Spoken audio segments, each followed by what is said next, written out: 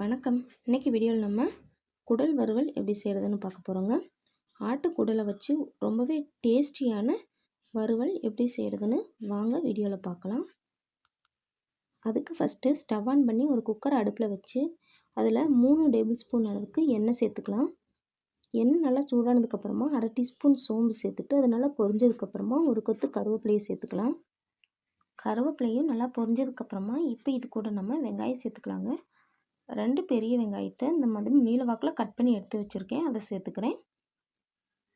சேர்த்துட்டு இந்த வெங்காயம் நல்லா பொன்னிறம் ஆகிற வரைக்கும் நல்லா வதக்கி விட்டுக்கலாங்க.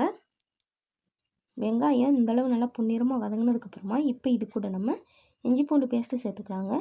2 டீஸ்பூன் அளவுக்கு இஞ்சி பூண்டு பேஸ்ட்டு சேர்த்துட்டு அதோட பச்சை வாசனை போகிற வரைக்கும் இதை நல்லா வதக்கி விட்டுக்கலாம். இஞ்சி பூண்டு பேஸ்ட்டோட பச்சை வாசனை போனதுக்கப்புறமா இப்போ இது கூட நம்ம தக்காளி சேர்த்துக்கலாங்க. 2 பெரிய சைஸ் தக்காளியை இந்த மாதிரி கட் பண்ணி வச்சுருக்கேன், அதை சேர்த்துட்டு கூடவே கொஞ்சமாக உப்பும் ஒரு 1/4 டீஸ்பூன் போல் மஞ்சள் தூளும் சேர்த்துட்டு இதை நல்லா வதக்கி விட்டுக்கலாம். இந்த தக்காளி நல்லா மசிஞ்சு வதங்குற வரைக்கும் இதை நல்லா வதக்கி விட்டுக்கலாங்க.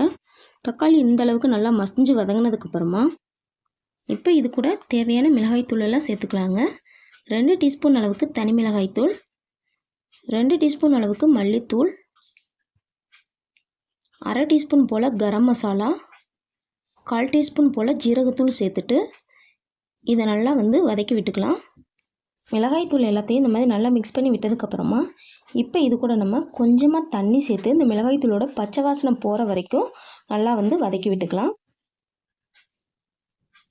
இந்த அளவுக்கு எண்ணெய் நல்லா பிரிஞ்சு வந்ததுக்கப்புறமா மிளகாய்த்தூளோட பச்சை வாசனையெல்லாம் போனதுக்கப்புறமா இப்போ இது கூட நம்ம குடலை சேர்த்துக்கலாங்க.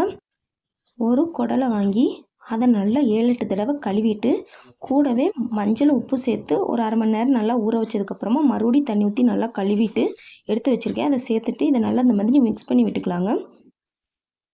இப்போ இதை நல்லா மூடி போட்டு ஒரு 2 நிமிஷம் இந்த மாதிரி தண்ணி பிரிஞ்சு வர்ற வரைக்கும் வேக விட்டுக்கலாம். குடல்லேருந்து தண்ணி நல்லா பிரிஞ்சு வர்ற வரைக்கும் இந்த மாதிரி வேக விட்டதுக்கப்புறமா இப்போ இது கூட 1 கப் அளவுக்கு தண்ணி சேர்த்துட்டு இந்த குடல் வறுவலுக்கு தேவையான அளவு உப்பு சேர்த்துட்டு நல்லா மிக்ஸ் பண்ணி விட்டுக்கலாங்க. இப்போது குக்கரை நல்லா க்ளோஸ் பண்ணிவிட்டு 10லேருந்து 15 விசில் விட்டு ஆஃப் பண்ணிக்கோங்க.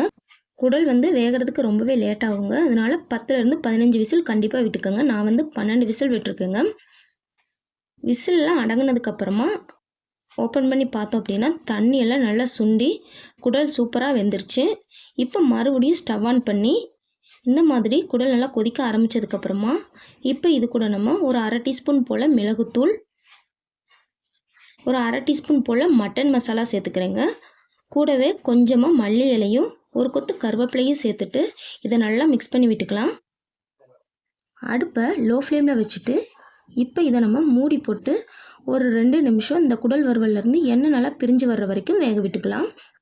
பாருங்கள், எண்ணெயெல்லாம் நல்லா பிரிஞ்சு நல்லா கம்மன்னு வாசனையோட நம்மளோட குடல் வறுவல் ரெடி ஆயிடுச்சு. இப்போது ஸ்டவ் ஆஃப் பண்ணிவிட்டு சூடாக பரிமாறினீங்கன்னா ரொம்பவே அட்டகாசமாக இருக்குங்க. இந்த குடல் வறுவல் இட்லி, தோசை, சாதம், சப்பாத்தி எல்லாத்துக்குமே ரொம்ப அட்டகாசமாக இருக்குங்க. நீங்களும் உங்கள் வீட்டில் ட்ரை பண்ணி பாருங்கள். இந்த வீடியோ பிடிச்சிருந்தால் லைக் பண்ணுங்கள், ஷேர் பண்ணுங்கள், மறக்காமல் நம்ம சேனலை சப்ஸ்கிரைப் பண்ணிக்கோங்க. தேங்க்ஸ் ஃபார் வாட்சிங்.